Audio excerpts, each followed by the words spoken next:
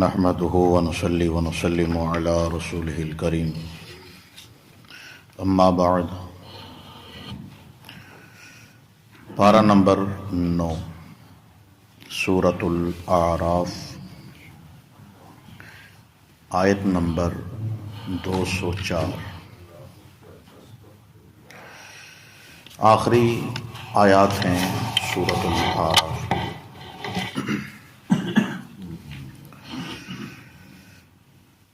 اعوذ باللہ من الشیطان الرجیم وَإِذَا قُرِئَ الْقُرْآنُ فَاسْتَمِعُوا لَهُ وَأَنصِتُوا لَعَلَّكُمْ تُرْحَمُونَ۔ اور جب بھی قرآن کو پڑھا جائے فَاسْتَمِعُوا لَهُ تم غور کے ساتھ اسے سنو، وَأَنصِتُوا اور تم خاموش رہو، لَعَلَّكُمْ تُرْحَمُونَ تاکہ تمہارے اوپر رحم کیا جا سکے۔ وَاذْكُرْ رَبَّكَ فِي نَفْسِكَ تَضَرُّعًا وَخِیفَةً، اور اے محمد صلی اللہ علیہ وسلم آپ اپنے رب کو جی ہی جی میں، دل ہی دل میں پکاریے، تضرعًا گڑ گڑاتے ہوئے، وخیفتاً اور خوف کھاتے ہوئے، ڈر محسوس کرتے ہوئے، ودون الجہر من القول باواز بلند کی ضرورت نہیں ہے، پست آواز سے بھی، بالغدو والآصال صبح و شام، ولا تکن من الغافلین غافلوں میں سے مت ہو جانا۔ اللہ تبارک و تعالی نے سورۃ الاعراف آیت نمبر 204 تا 206 جو آخری آیات ہیں سورۃ الاعراف کی، ان میں ذکر الہی کا اللہ تبارک و تعالی نے تذکرہ کیا ہے۔ چونکہ قرآن انسان کی رشد و ہدایت کے لیے اللہ تبارک و تعالی نے نازل کیا ہے، قرآن مجید میں اللہ پاک نے یہ اعجاز رکھا ہے کہ یہ اختلافات کو مٹانے والی کتاب ہے، اور ہمارا یہ عقیدہ، ہمارا یہ ایمان ہے کہ قرآن اختلافات کو ختم کرنے کے لیے آیا ہے، اختلافات بڑھانے کے لیے قرآن نہیں آیا۔ قرآن مجید کی جو سورۃ الاعراف کی آج کی تلاوت شدہ آیات میں سے بالخصوص جو پہلی آیت ہے، امت مسلمہ کے اندر اس آیت کو لے کے بہت بڑا اختلاف کھڑا کر دیا گیا ہے۔ وہ اختلاف کیا ہے؟ فاتحہ خلف الامام، نماز کی حالت میں امام کے پیچھے سورۃ الفاتحہ پڑھنی ہے کہ نہیں پڑھنی۔ ہم نے صرف مثبت انداز میں قرآن و سنت سے دلائل لے کر کے اس مسئلے کی وضاحت پڑھنی ہے، سمجھنی ہے، سمجھانی ہے کہ آیا کہ قرآن مجید کا یہ حکم جو اللہ پاک نے قرآن کی قرات کو غور سے سننے کا، خاموش رہنے کا حکم دیا ہے، کیا یہ واقعی نماز کی حالت میں مقتدیوں کے لیے جو پیچھے امام کے کھڑے ہو کے نماز پڑھتے ہیں ان کے لیے یہ حکم ہے کہ جب امام قرات کر رہا ہو تم نے خاموشی کے ساتھ سننا ہے، یا اس کا شان نزول مختصر لیکن جامع بیان اس صورت میں پڑھیں گے تاکہ ہم اپنی اصلاح کر سکیں۔ قرآن مجید میں اللہ تبارک و تعالی نے مختلف مقامات پہ جو احکامات بیان کیے، قرآن مجید کی آیت ہے جس کے اندر اللہ تبارک و تعالی نے کسی کام کا حکم دیا تو دوسری آیت اسی آیت کی مزید وضاحت بیان کرتی ہے۔ اس طرح کے کئی قرآن مجید میں احکامات موجود ہیں، یا پھر قرآن مجید کی آیات کی وضاحت رسول اللہ صلی اللہ علیہ وسلم کی احادیث سے ثابت ہوتی ہے۔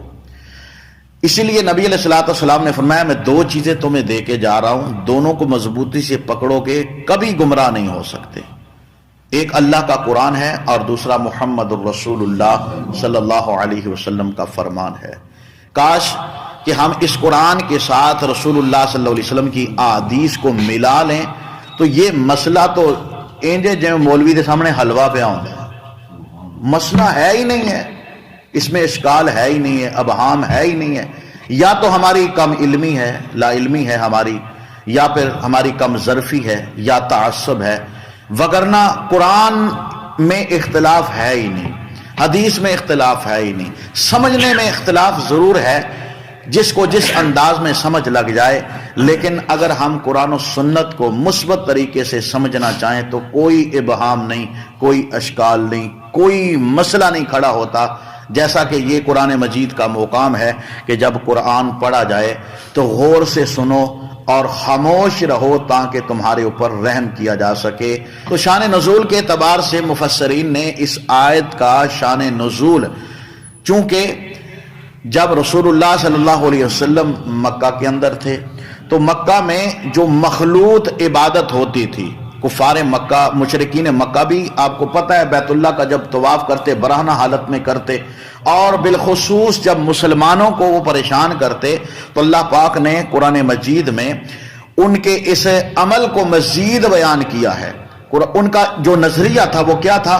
لا تسمعوا لہذا القرآن والغوا فیہ، کہ قرآن جب پڑھا جائے تو اونچی اونچی آواز میں باتیں کرنی ہیں، اونچی اونچی آواز میں نعرے لگانے ہیں، تاکہ یہ مسلمان، یہ صحابہ کرام اللہ کے نبی کی زبان سے قرآن کو سن ہی نہ سکے۔ پتہ ہے جب قرآن سن لیا، وہ تو ہے اہل عرب تھے، ان کو پتہ تھا قرآن کی تاثیر۔ سبحان اللہ، جس نے سنا ہے اللہ رب العالمین نے اس کی زندگی میں انقلاب برپا کر دیا۔ یہ کتاب ہے ہی کتاب انقلاب ہے۔ تو اس لیے ان کا نظریہ یہ تھا، اللہ نے قرآن مجید میں فرمایا کہ وہ کہتے تھے لا تسمعوا لہذا القرآن، قرآن کو نہیں سننے دینا، نہ خود سننا نہ لوگوں کو سننے، والغوا فیہ، جب قرآن پڑھا جائے تو لغو باتیں، بیہودہ باتیں، شور و غل، آوازیں بلند کرو تاکہ قرآن کی آواز دب جائے۔ اور ایک اور مقام پہ اللہ رب العالمین نے ان کی عبادت کو ان لفظوں سے بیان کیا ہے کہ ما کانا صلاتہم عند البیت الا مکاء و تصدیہ، کہ مشرکین مکہ کی عبادت کیا تھی؟ بیت اللہ میں آتے وہ تالیاں بجایا کرتے تھے، وہ سیٹیاں مارا کرتے تھے، کس لیے؟ قرآن کی آواز کو دبانے کے لیے۔ تو بہرکیف یہ مشرکین مکہ کا عمل تھا کہ ما کان صلاتہم عند البیت الا مکاء و تصدیہ، وہ سیٹیاں مارتے اور تالیاں بجاتے مسلمانوں کو پریشان کرنے کے لیے۔ اللہ پاک نے یہ حکم نازل کر دیا مسلمانوں کی تسلی کے لیے کہ آپ نے غور سے سنتے رہنا ہے، غور سے سننا ہے، ان کی پرواہ نہیں کرنی۔ اب یہ قرآن مجید کی آیت کا شان نزول تو ہمارے علم میں آ گیا۔ اب اس قرآن کی آیت کو لے کے بڑے بڑے اکابر ائمہ دین میں آپس میں اختلاف ہوا۔ اس آیت کو لے کے اختلاف تین حصوں میں وہ بٹ گئے۔ ایک امام صاحب نے یہ بات کہی ہے کہ بھائی جب بھی قرآن پڑھا جائے، یعنی کہ قرآن مجید پڑھا جائے، خاص سورہ فاتحہ ہو یا سورہ فاتحہ کے علاوہ ہو، تو قرآن مجید غور سے سننا چاہیے، خاموشی سے سننا چاہیے۔ یعنی کہ پکی سٹیپ لگ گئی کہ اب قرآن پڑھتے ہوئے کوئی بندہ پیچھے، امام کے پیچھے مقتدی کچھ بھی نہیں پڑھ سکتا، خاموش قرات سنے گا۔ دوسرے امام صاحب نے کہا کہ امام کے پیچھے کھڑے ہو کے، یعنی کہ زور، عصر، مغرب، عشاء، فجر، کوئی نماز بھی ہے جس میں قرات جاری اونچی آواز سے ہوتی ہے یا مخفی آواز سے ہوتی ہے، ہر نماز میں مقتدی کے ذمے لازم ہے کہ وہ پیچھے سورہ فاتحہ پڑھے گا، باقی کی قرات خاموشی سے سنے گا۔ یہ دوسرا موقف ہے۔ تیسرا موقف امام مالک کا ہے، وہ کہتے ہیں کہ جب مخفی نماز ہو تو اس میں سورہ فاتحہ پڑھ لی جائے امام کے پیچھے، زور اور عصر کی نماز، اور جب مغرب، عشاء اور فجر کی نماز ہو تو جب امام اونچی آواز سے پڑھ رہا ہو تو پھر امام کے پیچھے مقتدی کو سورہ فاتحہ نہیں پڑھنی چاہیے، خاموشی کے ساتھ سننا چاہیے۔ اب یہ تینوں ائمہ کرام اکابر ائمہ دین ہیں، اب ان کے اپنے اپنے فتاوے ہیں۔ آیت قرآن کی یہی ہے، لیکن کیا قرآن مجید میں اس مسئلے کی وضاحت موجود ہے؟ احادیث کے اندر اس مسئلے کی وضاحت موجود ہے؟ ہم نے تو وہی قرآن و حدیث سے مسئلہ لینا ہے، جس طرح کہ اللہ پاک نے خود رہنمائی فرمائی ہے، اطیعوا اللہ و اطیعوا الرسول و اولی الامر منکم، اللہ کی مانو، اللہ کے رسول کی مانو، اپنے امراء کی مانو۔ اب اللہ کی ماننے سے مراد کیا ہے؟ قرآن ہے۔ اللہ کے رسول صلی اللہ علیہ وسلم کی بات ماننے سے مراد کیا ہے؟ حدیث ہے۔ وَأُولِي الْأَمْرِ مِنْكُمْ سے مراد کیا ہے؟ امام شافعی ہیں، امام ابو حنیفہ ہیں، امام مالک ہیں، امام احمد بن حنبل ہیں، یا دیگر ائمہ کرام ہیں جنہوں نے دین کے لیے اپنی ساری زندگی کو قربان کر دیا۔ لیکن اللہ آگے کیا فرماتے ہیں؟ فرمایا فَإِن تَنَازَعْتُمْ فِي شَيْءٍ، اگر ائمہ دین کی بات میں کسی مسئلے میں تنازع ہو جائے تو پھر تم نے کیا کرنا ہے؟ کسی ایک امام کی بات کو نہیں لینا، فَرُدُّوهُ إِلَى اللَّهِ وَالرَّسُولِ، پھر قرآن سے رہنمائی لینی ہے، حدیث سے رہنمائی لینی ہے۔ جس مسئلے کی وضاحت تائید میں قرآن کی آیت ہو، حدیث ہو، اس کو لے لو، باقی سارے مسائل کو چھوڑ دو۔ یہ قرآن نے بالکل آسان سا فارمولہ ہمیں بیان کیا ہے۔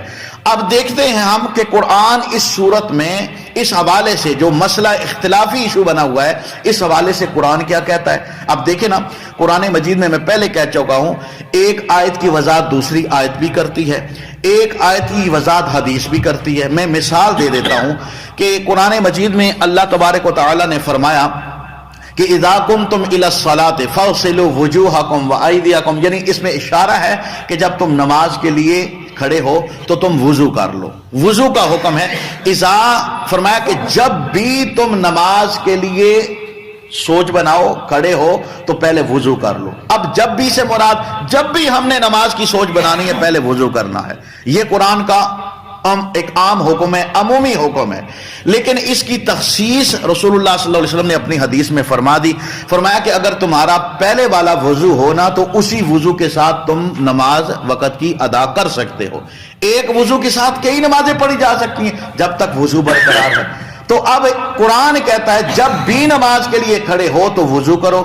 حدیث کہتی ہے کہ نہیں، جب تمہارا پہلے کا وضو ہے کر لو تو ٹھیک ہے، نہ کرو تو تمہارا پہلے کا وضو ہی تمہاری نماز کے لیے کافی ہے۔ اب پتہ یہ چلتا ہے اس قرآن کی آیت یا قرآن کے حکم کی وضاحت رسول اللہ صلی اللہ علیہ وسلم نے حدیث میں فرما دی۔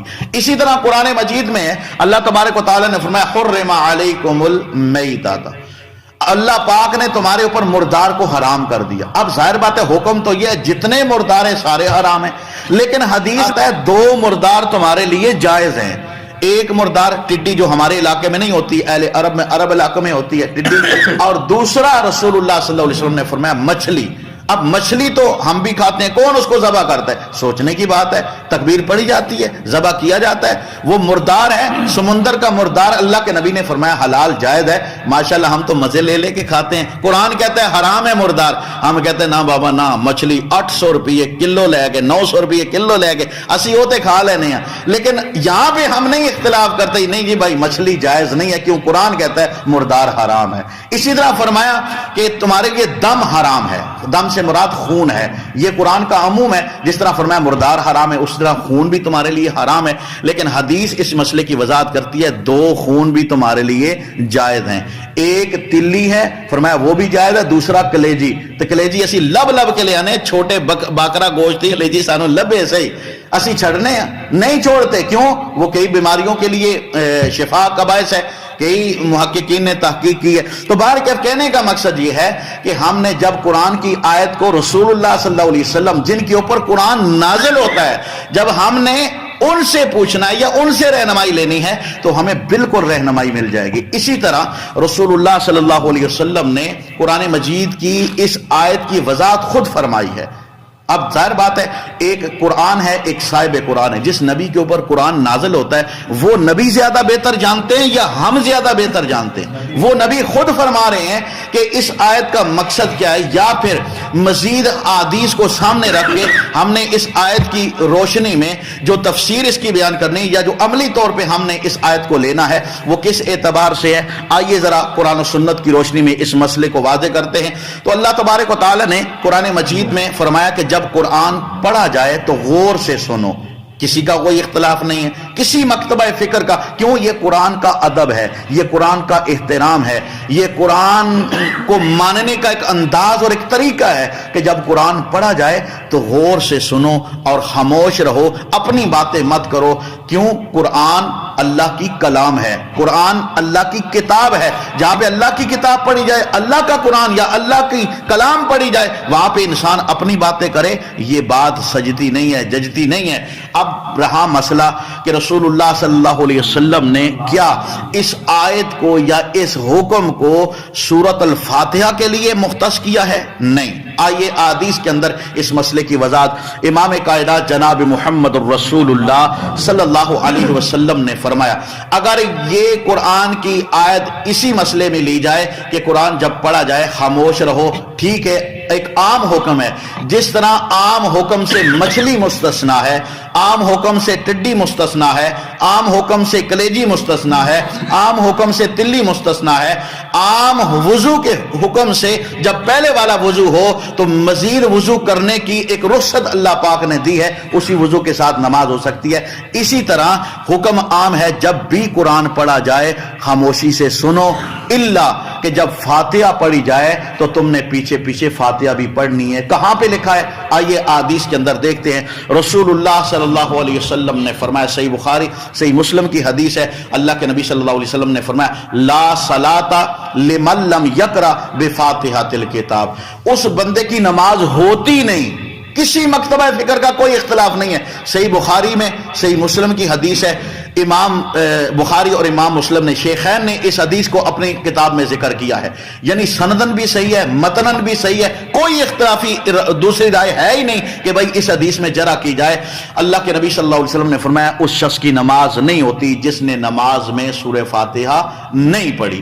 اب ایک اس حدیث کو لے کے مزید ایک اختلاف کھڑا کر دیا گیا ہے، نہیں بھائی یہ تو انفرادی نماز کا ہے یا پھر مخفی نماز کا ہے، جب امام کے پیچھے اونچی آواز سے امام قرات کر رہا ہو تو وہی حکم ہے، جب قرآن پڑھا جائے خاموشی سے سنو۔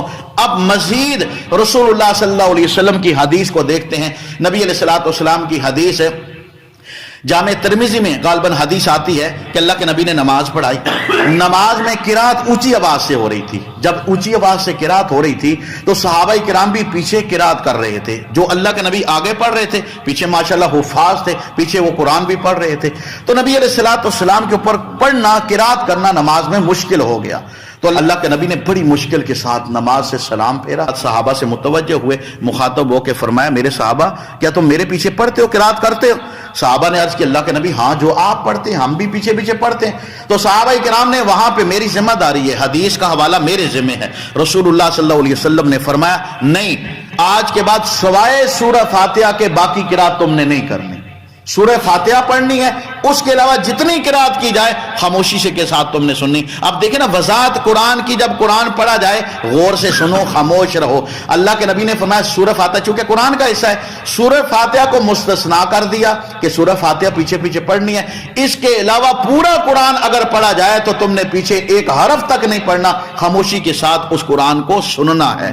اب مزید وضاحت صحیح مسلم کی روایت ہے، رسول اللہ صلی اللہ علیہ وسلم سے حضرت ابو ہریرہ رضی اللہ تعالیٰ عنہ حدیث بیان کرتے ہیں، آپ فرماتے ہیں جس نے نماز پڑھی اور نماز میں سورہ فاتحہ نہ پڑھی، اللہ کے نبی صلی اللہ علیہ وسلم نے فرمایا اس کی نماز فہی خداجن خداجن خداجن، 3 مرتبہ اللہ کے نبی صلی اللہ علیہ وسلم نے فرمایا کہ اس کی نماز ناقص ہے، ناقص ہے، ناقص ہے۔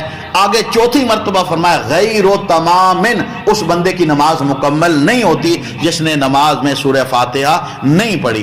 اب اللہ کے نبی نے یہاں پہ مرفوع حدیث بیان کر دی ہے، یعنی خود اللہ کے نبی نے فرمایا کہ اس کی نماز ناقص ہے۔ خداج کہتے ہیں کہ وہ اونٹنی کا بچہ جو اونٹنی وقت سے پہلے اپنے بچے کو جنم دے دے، اس کے اندر کمزوری ہو، اس کے اندر نقص ہو، اس کے اندر عیب ہو، اللہ کے نبی نے فرمایا جس نماز میں سورہ فاتحہ نہیں پڑھی جاتی وہ نماز عیب والی ہے، وہ نماز مکمل نہیں ہے۔ تو اللہ کی عبادت ہو اور ہم نامکمل عبادت کریں، اللہ کی عبادت ہو اور نقص والی عبادت ہم کریں، اس لیے ہمیں نقص سے بچنا چاہیے۔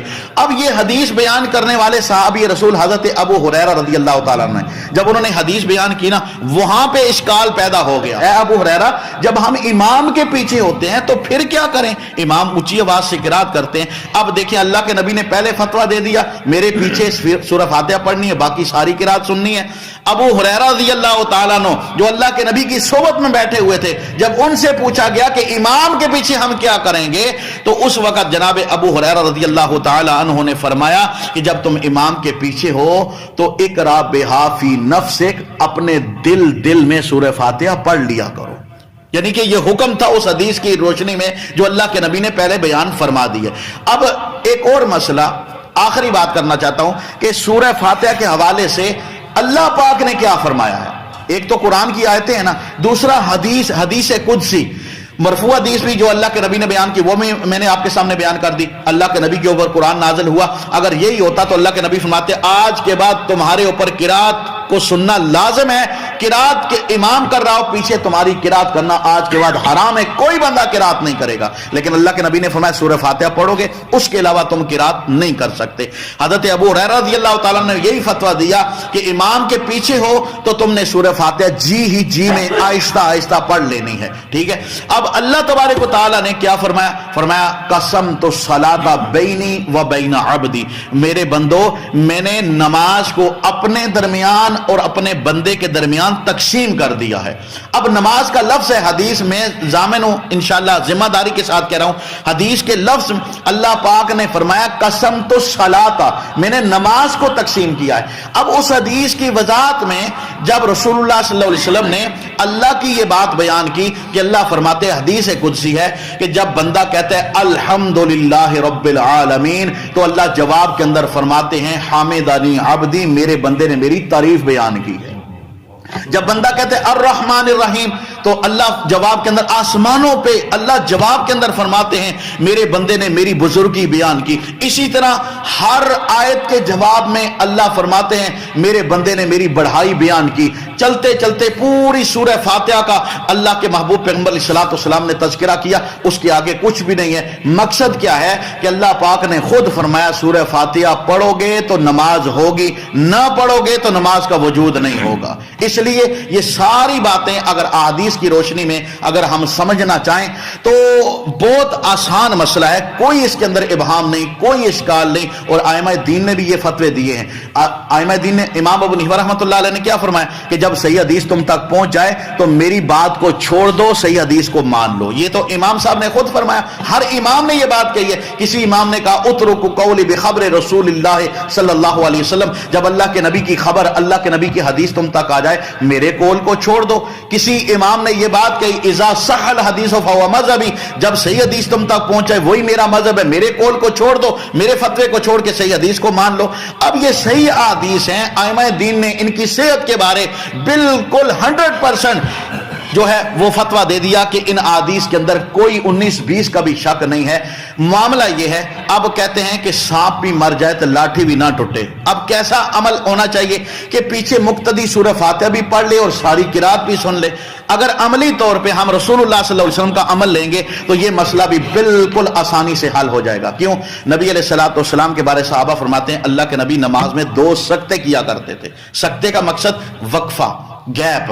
وہ کون سے 2 سکتے؟ فرمایا کہ جب ایک اللہ اکبر کہتے تو اللہ کے نبی گیپ یعنی سکتہ کیا کرتے. اس میں کیا پڑھتے؟ وہی ثنا پڑھتے سبحانک اللہم و بحمدک یا اللہم باعد بینی و بین خطایا، یہ دعا پڑھتے اس سکتے اس خاموشی کے دوران. اور دوسرا سکتہ قرات کے بعد ہوتا. اب اگر ہم دوسرا سکتہ قرات کے بعد تھوڑی دیر سٹے کر لیں گے، امام اگر فوراً رکوع میں نہیں جاتا، تھوڑی دیر قرات کے بعد سکوت اختیار کرتا ہے یا سورہ فاتحہ کے بعد سکوت اختیار کرتا ہے تو پیچھے مقتدی سورہ فاتحہ امام کے پیچھے سن بھی سکتے ہیں اور اس سکتے کے دوران جو ہے سورہ فاتحہ پڑھی بھی جا سکتی ہے. جس طرح سعودی عرب میں اس طرح ہی ہوتا ہے، تھوڑا سا وقفہ دیا جاتا ہے جس میں سورہ فاتحہ پیچھے پڑھنے والے نمازی پڑھ سکتے ہیں. یا دوسرا طریقہ کہ نبی علیہ الصلوۃ والسلام عملی طور پہ ہر آیت قرآن کی الگ الگ پڑھتے تھے، وقفے کے ساتھ پڑھتے تھے. لیکن اگر ہم اس طرح پڑھیں گے الحمدللہ رب العالمین الرحمن الرحیم مالک یوم الدین ایاک نعبد و ایاک نستعین اہدنا الصراط المستقیم، ایک رٹے کے ساتھ ہم پڑھیں گے تو کیا خاک پیچھے نمازی نے سورہ فاتحہ پڑھنی ہے؟ اگر ہم ٹھہر ٹھہر کے پڑھیں گے الحمدللہ رب العالمین، ابھی یہ سانس امام لے رہا ہوتا ہے، قرات سن بھی لی پیچھے مقتدی فوراً کہتا ہے الحمدللہ رب العالمین. کتنا آسان سا مسئلہ ہے، نہ اشکال، نہ ابہام، نہ مسئلہ، نہ مسائل. اس لیے ہم نے خود مسائل اپنے لیے کھڑے کیے ہیں. قرآن کی آیت اپنی جگہ، اس کا حکم اپنی جگہ بدستور قائم ہے، اور سورہ فاتحہ رسول اللہ صلی اللہ علیہ وسلم کی احادیث میں نماز جس طرح کی مرضی ہو، نماز جنازہ ہو، نماز فرضی ہو، نماز نفلی ہو، نماز جاری ہو، نماز مخفی ہو، انفرادی نماز ہو، اجتماعی نماز ہو، باجماعت ہو، کوئی بھی نماز ہو، تو پیچھے مقتدی کو ہر نماز کی ہر رکعت میں سورہ فاتحہ پڑھنی چاہیے. یہی تمام تر احادیث کے مجموعے کا رزلٹ ہے. اور قرآن مجید کی اس آیت کو جب ہم قرآن و سنت کی روشنی، احادیث کی روشنی میں دیکھیں گے تو انشاءاللہ مسئلہ سمجھ آ جائے گا کہ سورہ فاتحہ اس حکم سے مستثنا ہے. اللہ پاک فرماتے ہیں جب قرآن پڑھا جائے وَإِذَا قُرِئَ الْقُرْآنُ فَاسْتَمِعُوا لَهُ وَأَنصِتُوا لَعَلَّكُمْ تُرْحَمُونَ. غور سے سنو اور خاموش رہو تاکہ تمہارے اوپر رحم کیا جا سکے.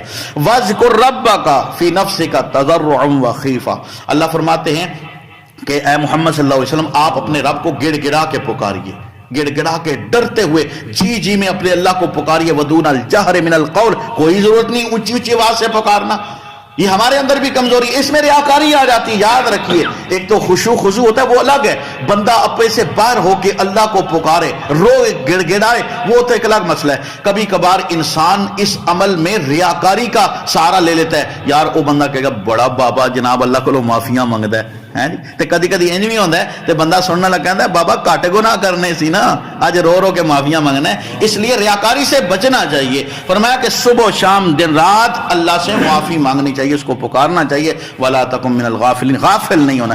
غافل انسان کی کوئی زندگی نہیں ہے، ہمیشہ اللہ سے وابستگی، اللہ سے رابطہ رہنا چاہیے. انسان کو سمجھانا مقصود ہے کہ انسان صبح و شام دن رات لیل و نہار 24 گھنٹے جس اللہ نے تیری ساری ضرورتیں پوری کی اور ساری مخلوق کو تیرے تابع کر دیا، دنیا میں ہر نعمت تیرے لیے پیدا کی، تو اتنا غافل ہے کہ اس اللہ کو تو بولا بیٹھا ہے حالانکہ ساری مخلوقات اس اللہ کی تسبیح بیان کرتی ہے. اللہ رب العالمین نے فرمایا یا ایھا الانسان ما غرک بربک الکریم. انسان تجھے کیا ہو گیا، اپنے رب کے بارے کیوں اتنا دھوکے میں پڑا ہوا ہے؟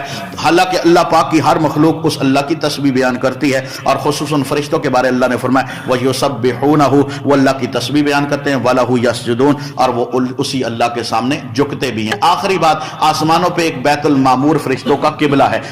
جیسے ہمارا بیت اللہ ہے نا، اس طرح علماء محققین نے فرمایا کہ اسی طرح بالکل اسی کے اوپر، کیونکہ یہ کہتے کائنات کا سینٹر ہے بیت اللہ جو ہے، اس طرح اوپر جو ہے بیت المعمور ہے آسمانوں پہ، وہ فرشتوں کا قبلہ ہے، جس کے متعلق رسول اللہ صلی اللہ علیہ وسلم نے فرمایا ڈیلی کے حساب سے روزانہ، اتنے کرونا شرونا کچھ بھی نہیں ہے، کرونا دنیا تے ہے، اگر ساڑھے عمل صحیح ہو جان تو کرونا میں پھنس جائے گا. اللہ کے نبی نے فرمایا 70,000 فرشتہ بلا ناگا ڈیلی کے حساب سے اس بیت المعمور کا روزانہ طواف کرتا ہے. اور فرمایا کہ ایک مرتبہ زندگی میں جس فرشتے کی باری آ گئی دوبارہ قیامت آ سکتی ہے لیکن اس کی دوبارہ طواف کی باری نہیں آ سکتی. اتنے زیادہ فرشتے ہیں. اللہ کیا عبادت کا محتاج ہے؟ نہیں، ہر مخلوق اس کی عبادت کرتی ہے. یہ ہمارا اپنا بلا ہے کہ اگر ہم اللہ کے تابع ہو جائیں گے، اس کے سامنے جھکنے والے بن جائیں گے، تو انشاءاللہ دنیا بھی اور آخرت بھی دونوں جہاں مل جائیں گے. اللہ عمل کی توفیق